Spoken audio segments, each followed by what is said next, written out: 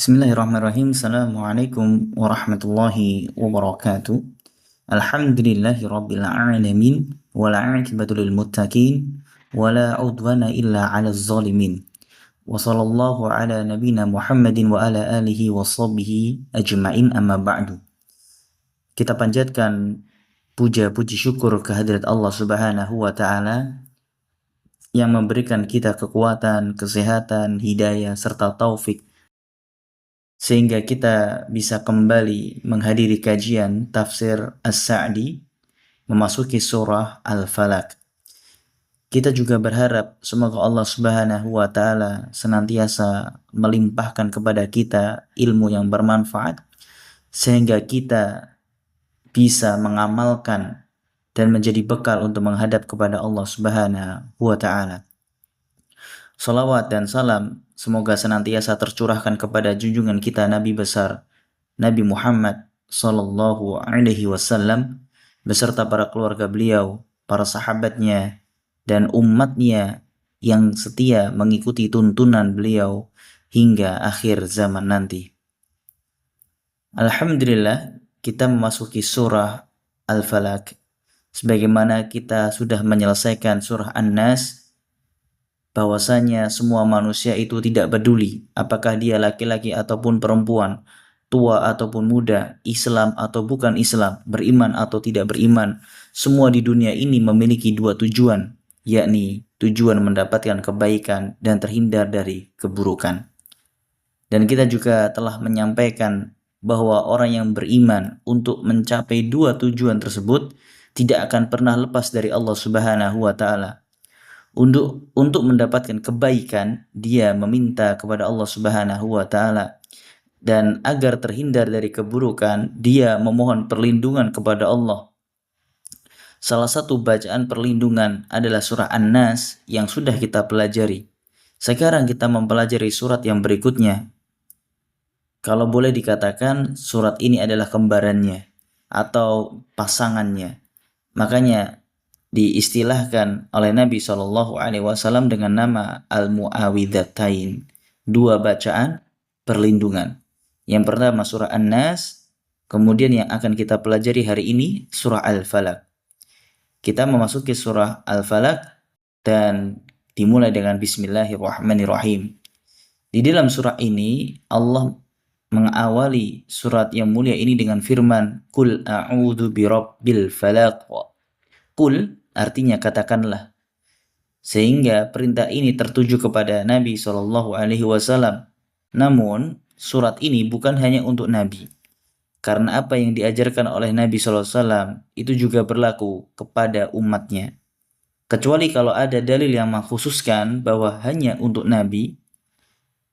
Kalau tidak ada dalil, maka apa yang Allah sampaikan kepada Nabi SAW juga sampai kepada umat Islam. Kul katakanlah. Apa artinya aku memohon perlindungan? Kul a'udzu birabbil falaq. Memohon perlindungan. Ya, memohon perlindungan dari siapa? Kepada siapa dan dari apa? Yang namanya memohon perlindungan itu tertuju kepada siapa? Kemudian meminta perlindungan apa? Katakanlah aku memohon perlindungan kepada siapa? Aku memohon perlindungan kepada Rabbnya Al-Falaq. Qul a'udzu birabbil falaq. Kemudian kemarin kita sudah membahas apa arti Rabb itu. Rabb itu jamaah sekalian artinya pencipta, penguasa, pemilik, pengatur.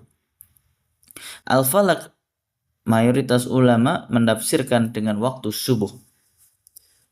Waktu subuh berarti Rabb Al-Falaq adalah satu, pencipta waktu subuh. Yang kedua, pemilik waktu subuh. Yang ketiga, penguasa waktu subuh. Yang keempat, pengatur waktu subuh. Sehingga kita memohon perlindungan kepada Allah Subhanahu wa taala, ya pemiliknya, pengaturnya, penguasanya waktu subuh. Ialah Allah Subhanahu wa taala. Kadang-kadang muncul pertanyaan, apakah Allah hanya menciptakan waktu subuh saja? Apakah Allah cuma menguasai waktu subuh saja? Apakah Allah cuma mengatur waktu subuh saja? Bagaimana dengan waktu zuhur, bagaimana dengan waktu sore, bagaimana dengan waktu malam. Apakah itu semua ciptaan Allah? Maka jawabannya iya. Kenapa secara khusus disebutkan subuh?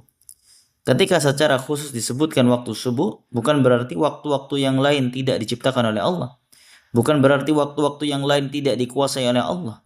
Disebutkan waktu subuh secara khusus menurut sebagian ulama karena waktu subuh adalah awal dari terbitnya sebuah cahaya. Awal dari terbitnya sebuah cahaya setelah malam gelap gulita. Seakan-akan Allah ingin menjelaskan siapapun yang mengalami kegelapan, siapapun yang mengalami kesulitan, siapapun yang mengalami kegundah gulanan, kalau dia ingin berakhir itu semua, maka dia harus memohon bantuan kepada yang menciptakan waktu subuh. Karena subuh adalah awal dari cahaya. Kesedihan akan berakhir ketika datangnya kegembiraan. Dan yang mendatangkan kegembiraan itu siapa? Allah Subhanahu wa Ta'ala. Kegelapan akan berakhir ketika datang cahaya. Dan yang menciptakan cahaya itu adalah Allah. Maka dari sini, menurut sebagian ulama, kenapa disebutkan secara spesifik Rabbil Falak? Habis gelap terbitlah terang. Aku memohon perlindungan kepada Rabbnya Al-Falak, maksudnya waktu subuh. Tadi di awal kita sudah sampaikan bahwa memohon perlindungan itu ada kepada siapa dan dari apa. Dan sudah kita bahas kepada siapa kita mohon perlindungan, jawabannya adalah Allah. Dan dari apa? Ya, maka di surah Al-Falaq ini kita akan belajar untuk memohon perlindungan kepada Allah dari 4 perkara. Dari berapa hal? 4 perkara. Yang pertama, min syarri ma khalaqa, dari keburukan ciptaan Allah. Yang kedua, ayat berikutnya, dari keburukan malam. Ya, sudah berapa? 2. Kemudian yang ketiga, wa min syarrin naffatsati fil uqad, dan dari kejahatan keburukan tukang sihir. Dan yang terakhir, ayat yang kelima, wa min syarri hasidin idza hasad, dan kejahatannya orang-orang yang iri dan dengki. Jadi kita mohon perlindungan kepada Allah dari 4 perkara. Yang pertama, kejahatan makhluknya. Yang kedua, keburukan malam hari. Yang ketiga, kejahatan para tukang sihir. Yang keempat, kejahatan orang-orang yang hasad, iri, dengki. Dan kita awali dari yang pertama, yaitu ayat yang kedua, min syarri ma khalaqa, dari keburukan ciptaannya. Berarti ciptaan Allah itu ada yang baik dan ada yang buruk. Ada yang menggabungkan antara baik dan buruk. Ada yang murni baik dan juga ada yang murni buruk. Coba kita ulangi lagi ya. Ciptaan Allah ada yang murni baik, ada yang murni buruk, ada juga campuran. Yang murni baik misalkan adalah malaikat, surga. Yang murni buruk misalkan neraka, iblis. Sedangkan yang campuran ini seperti manusia. Karena wajar diciptakan oleh Allah Subhanahu wa Ta'ala. Yang campuran itu wajar karena ada baiknya ada buruknya. Ya, tapi yang masalah misalkan adalah ciptaan Allah yang murni buruk. Ya, kenapa Allah menciptakannya? Ya, kenapa Allah menciptakannya? Kalau yang baik, murni baik, itu selesai, jelas. Ya, Allah menciptakan kebaikan. Allah kan maha baik. Innallaha thayyibun. Allah itu maha baik. La ya'balu illa thayyiban, tidak menerima kecuali yang baik-baik. Ya, wajar Allah Subhanahu wa Ta'ala maha baik dan menciptakan yang baik. Ya. Sedangkan menciptakan campuran antara baik dan buruk itu juga wajar. Yang kadang baik ya juga ada, kadang buruk juga ada. Tapi ini kenapa Allah Subhanahu wa Ta'ala murni menciptakan hal yang buruk? Ya contohnya misalkan syaitan. Kenapa Allah menciptakan syaitan? Tentu jamaah sekalian, setiap apa yang berbuat oleh Allah itu mengandung hikmah. Setan itu buruk. Ya betul, tetapi Allah menakdirkan ada setan. Bukan sebuah keburukan. Ya, setannya buruk. Tapi perbuatan Allah menakdirkan adanya setan itu tidak buruk. Karena Allah tidak ada yang buruk. Perbuatan Allah tidak ada yang buruk. Yang buruk adalah yang diciptakan oleh Allah Subhanahu wa Ta'ala. Tetapi Allah menakdirkan adanya keburukan ini bukanlah sesuatu yang buruk. Karena di setiap keburukan Di setiap perbuatan Allah itu pasti ada kebaikannya. Misalkan setan. Apa kebaikan di balik ciptaan diciptakannya syaitan? Syaitan diciptakan sebagai ujian keimanan. Sehingga ketahuan orang-orang yang gampang tergoda dengan orang-orang yang tidak gampang tergoda. Dan tampak juga orang-orang yang konsisten dalam agama dan orang-orang yang tidak konsisten dalam agama. Hikmah yang lain misalkan banyak ibadah yang muncul karena adanya syaitan. Misalnya adalah membaca ta'awud. Kalau tidak ada syaitan, maka tidak ada ta'awud. Ya, karena ta'awud itu bagian dari ibadah. Ya. Kemudian apa? Ada zikir, baca Al-Qur'an, ya, zikir pagi petang. Tujuannya apa? Allah Subhanahu wa taala ya mengingatkan kita untuk berlindung dari setiap ciptaan keburukannya. Di dalam makhluknya pasti ada hikmahnya. Min syarri ma khalaqa. Aku memohon perlindungan kepada Allah dari keburukan makhluk ciptaannya. Dan makhluk-makhluk Allah itu ada yang buruk, ada yang baik. Ya, yang buruk di dunia dan di akhirat. Yang di dunia ini makhluk-makhluk buruk Allah ada yang di luar diri kita dan juga ada di dalam diri kita. Ya, coba kita fahami. Makhluk-makhluk Allah yang buruk ini banyak sekali. Ada yang di dunia dan ada yang di akhirat. Ya, makhluk buruk Allah yang di dunia juga banyak. Ada yang di dalam diri kita, ada yang di luar diri kita. Kita awali dengan makhluk-makhluk buruk Allah yang ada di dunia. Yang di dunia itu ada dua. Di dalam diri kita dan di luar. Yang di dalam diri contohnya nafsu. Nafsu itu di dalam diri kita. Dan nafsu senantiasa mendorong untuk berbuat keburukan. Inna nafsal amaratum bisu. Sesungguhnya nafsu itu sering untuk mengajak kepada perbuatan yang buruk. Makanya di awal pembahasan kita memohon perlindungan kepada Allah Subhanahu wa taala dari keburukan diri kita sendiri. Jadi kita semua ini punya potensi keburukan, sebagaimana kita semua juga punya potensi kebaikan. Makanya tadi manusia termasuk makhluk yang mana? Campuran, kadang baik kadang buruk. Buruknya adalah manusia punya nafsu. Ini contoh keburukan makhluk di dalam diri kita. Yang ada di dalam luar kita banyak sekali. Misal tadi sudah syaitan, jin, ya, tempat yang buruk, binatang-binatang, istri. Ya, istri termasuk tidak? Ya, termasuk. Karena ketika kita menikah, Nabi SAW menganjurkan kita untuk berdoa. Bersabda beliau dalam hadis yang sahih, jika kalian menikah dengan seorang wanita atau kalian membeli seorang budak atau pembantu, hendaknya dia membaca doa. Doanya apa? Allahumma inni as'aluka khairaha wa khaira ma jabaltaha alihi. Allahumma inni as'aluka khaira wa a'udzubika min syarri ma wa syarri ma jabalta ilaihi. Jika bapak-bapak menikah, ya, kita membaca doa bersama istrinya. Allahumma inni as'aluka khairaha. Ya Allah, aku memohon kepadamu kebaikan istriku, kebaikan wanita ini, wa khairu ma jabalta alihi, dan aku memohon kebaikan watak yang engkau jadikan di dalam dirinya, hanya memohon kebaikan.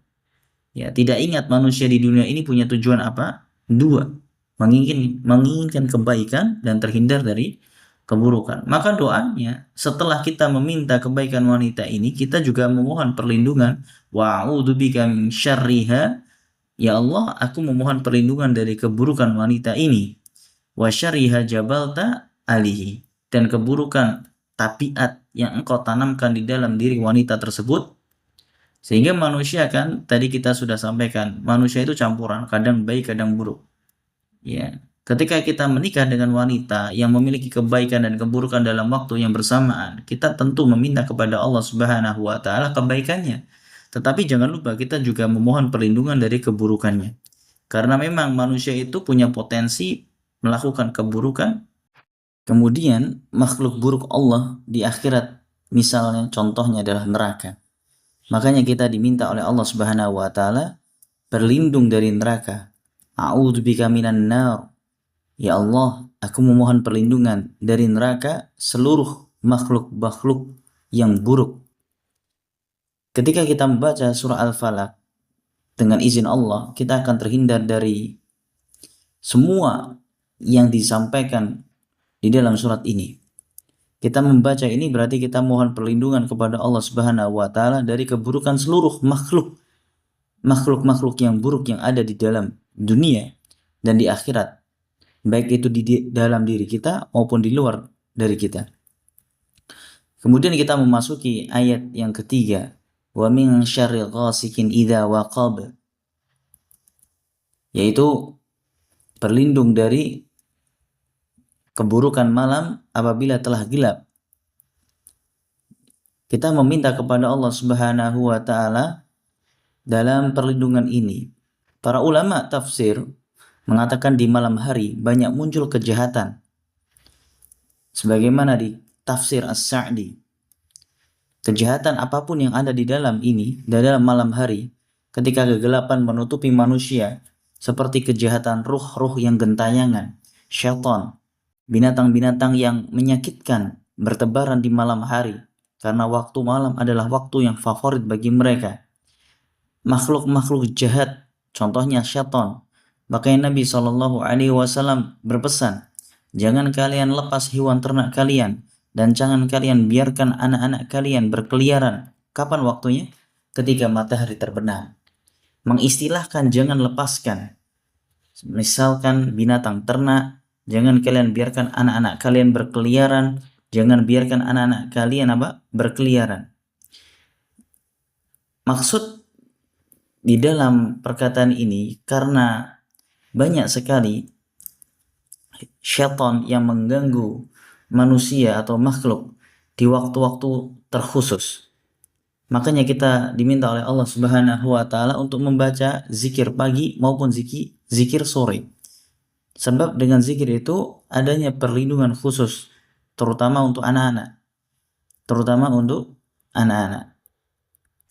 Contoh makhluk jahat di malam hari ialah setan. Misalnya yang lain selain setan adalah maling. Ya, maling itu makhluk yang jahat. Ya, makhluk jahat. Makanya jam kerjanya rata-rata adalah malam hari. Jam kerjanya atau waktu operasionalnya adalah malam hari. Karena gak akan terlihat oleh orang-orang lain. Karena orang-orang lain sedang tidur dengan pulas dan mereka lalai. Walaupun juga ada maling di waktu yang pagi atau siang hari. Cuman rata-rata milihnya adalah waktu yang malam.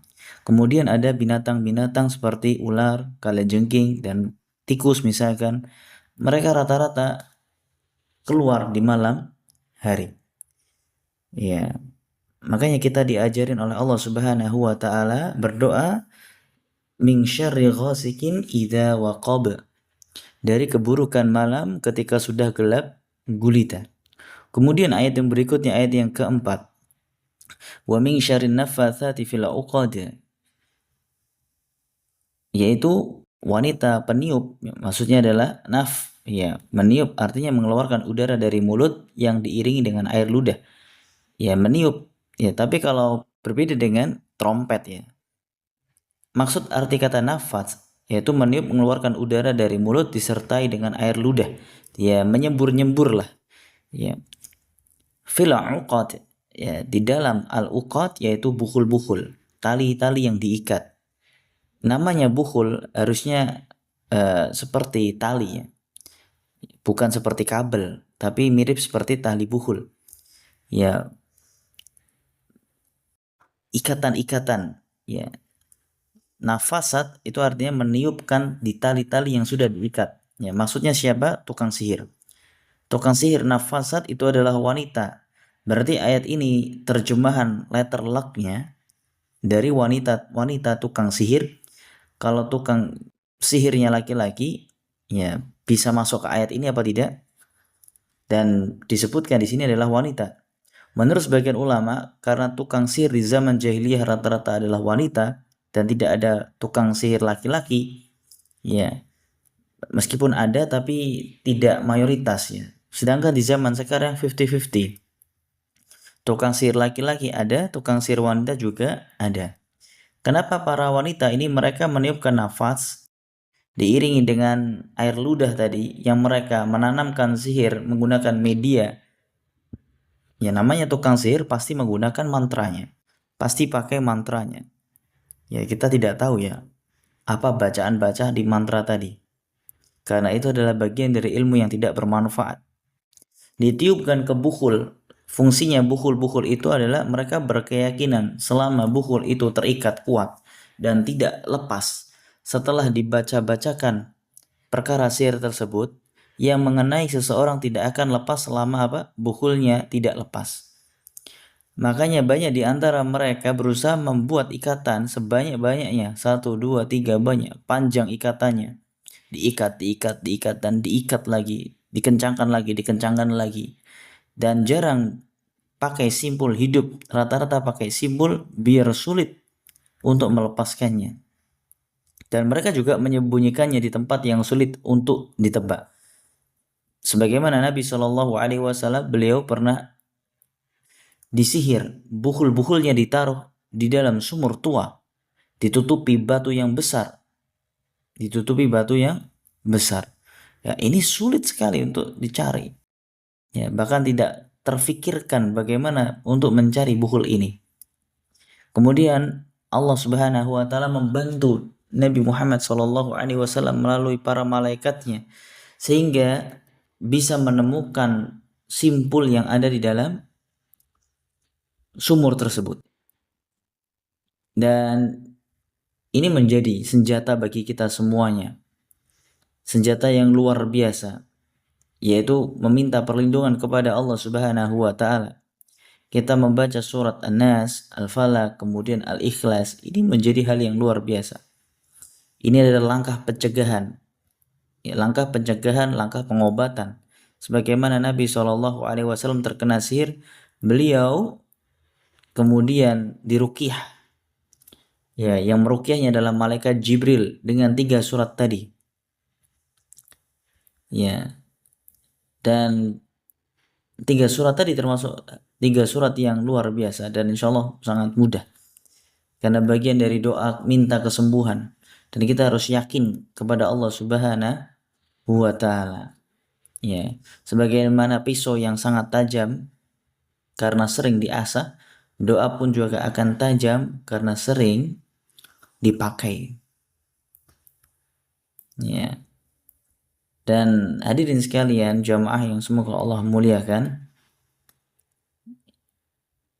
min syarrin naffatsati fil 'uqad, wanita yang meniup dengan iringan air ludah tadi. Ya, seperti tukang sihir tadi. Ya. Jadi tukang sihir ini banyak sekali di zaman sekarang yang menamai dirinya orang-orang pintar atau semisalnya. Ya, bacaannya ternyata beda dengan ajaran Nabi SAW. Ya, dan banyak sekali penyimpangan di dalam bacaan-bacaan ini dan menyerupai mantra-mantra. Meruqyah gadungan, meruqyah yang bukan syar'i, meruqyah yang tidak sesuai dengan ajaran agama. Berbeda dengan Nabi SAW ketika meruqyah, memang beliau membaca, memang beliau mentiup, tetapi beliau menggunakan dasar yang kuat dari Allah Subhanahu wa ta'ala, ya, sehingga ruqyahnya bernama ruqyah syar'i. Kemudian ayat selanjutnya, wa min syarri hasidin idza hasad, dari kejahatan pendengki apabila ia dengki. Ya, maksudnya hasad ini adalah orang yang senang atas lenyapnya nikmat dari orang yang dia dengki, dengan berusaha sekuat tenaga untuk melenyapkan nikmat tersebut dengan berbagai cara. Inilah maksudnya dengki. Ya, seperti kita semua punya potensi untuk hasad. Buktinya rata-rata dari kita melihat teman kita, saudara kita lebih unggul dari kita, maka muncul perasaan iri, cemburu, ya kan?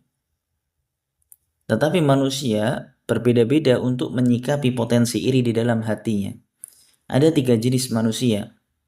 Yang pertama, orang yang ketika muncul perasaan iri tadi, maka dia mengiringi perasaan itu dengan perbuatan jahat untuk melenyapkan nikmat yang dimiliki oleh saudaranya. Ya, untuk apa? Untuk melenyapkan nikmat yang dimiliki oleh saudaranya. Dan manusia jenis pertama ini ada yang pengen nikmat itu pindah ke dirinya, ada juga yang pengen hilang gitu.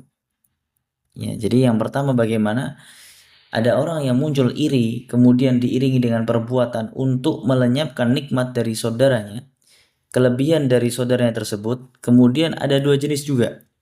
Dia pengen pindah ke dirinya, yang kedua dia pengen hilang saja. Orang peduli pindah mengaku orang pentingnya. Yang penting pindah gitu. Lebih jahat mana? Ya dua-duanya jahat, tapi lebih jahat yang pindah ya atau yang hilang ya. Yang jawabannya adalah yang hilang. Kenapa? Karena kalau yang pindah itu punya keuntungan. Sekedar kalau yang hilang itu tidak pindah ke dia, juga dia tidak untung. Kecuali memuaskan hanya nafsunya saja. Nafsu jengkelnya saja. Ya, jadi paling parah adalah yang tidak pindah ke dirinya tapi hanya lenyap. Contoh misalkan teman sekantor dapat promosi. Yang jabatan itu juga diharapkan sama si A. Jangan ya si A punya teman si B. Sama-sama pengen mendapatkan promosi jabatan. Ternyata yang dipromosikan si B. Maka si A iri. Ya cukup iri, dia berusaha untuk menghilangkan jabatan itu. Melenyapkan jabatan dari saudaranya. Dia memfitnahnya, menyebarkan korupsi, ya curang lah dan segala macam. Inilah tipu daya. Dan bisa jadi si A pengen jabatan pindah ke dia dalam waktu yang sama, dia memfitnahnya. Kemudian dia menonjolkan dirinya. Wah, ini orang ini seperti ini, mending saya saja. Ya, artinya apa? Ini si A memiliki target jabatan itu pindah ke dirinya. Ada orang yang tidak seperti itu. Ini pokoknya melancarkan saja, fitnah sampai jatuh. Ya, alhamdulillah. Tidak peduli siapa yang diangkatnya. Orang perlunya yang diangkat. Yang penting ya, yang penting ya dia turun dari jabatannya. Nauzubillahi min dzalik. Ini manusia jenis pertama. Ya, yang kedua, orang yang muncul iri namun dia tidak mengeksekusinya. Dia tidak iri, dia tidak mengiringi dengan perbuatannya. Dia hanya memendam saja. Sehingga orang setiap melihat temannya ini selalu jengkel, tapi tidak bisa berbuat apa-apa. Ya, ini lumayan dibanding yang pertama tadi. Ya, dia melihat temannya membeli mobil baru, ya, dia tidak ambil paku untuk membocorinya. Ya, cuma dipendam saja. Kemudian yang ketiga, ya orang yang muncul perasaan iri, kemudian dia berusaha untuk mengikis perasaan iri itu terhadap hatinya. Caranya bagaimana? Caranya bagaimana? Dengan berbuat baik kepada orang yang diirikannya. Nah, ini baru yang luar biasa. Jadi begitu dia lihat orang yang benci, ya semakin dia benci, semakin dia kirimi hadiah. Ya, dia kirim doa, kirim salam. Ya. Ketika ketemu misalkan assalamualaikum, ya, waalaikumsalam, dia tersenyum. Walaupun hatinya ya tetap berusaha melawan bisikan nafsu. Dan inilah orang-orang yang beriman. Manusia yang beriman ini sakit, ya, nama badannya, fisik, hatinya, insya Allah harus terus berusaha berhati-hati. Ya, ketika kita keseharian ya potensi untuk iri ini selalu ada. Bukan hanya dalam dunia pekerjaan, belajar pun ada. Ya, bukan belajar di sekolah umum, di pondok pun juga ada. Ya, temannya hafalan banyak, temannya sering dipuji ustadz, ya temannya sering dikirimi banyak bulanan dari orang tuanya. Kita cuma dikirimi 50.000, temannya 500.000, jarang jajan, temannya terus jajan. Ya kita tangkis, kita kikis. Dengan cara apa? Kita berbuat baik kepada orang yang kita dengki. Ya. Menyiksa tidak? Ya menyiksa. Itu menyiksa nafsu kita. Ya. Dan itu perkara yang bagus. Karena nafsu memang harus disiksa. Disiksa dengan cara yang syar'i. Dan kita tidak turuti perkara-perkara tersebut. Ya seperti bayi ya. Kalau kita biarkan apa yang terjadi.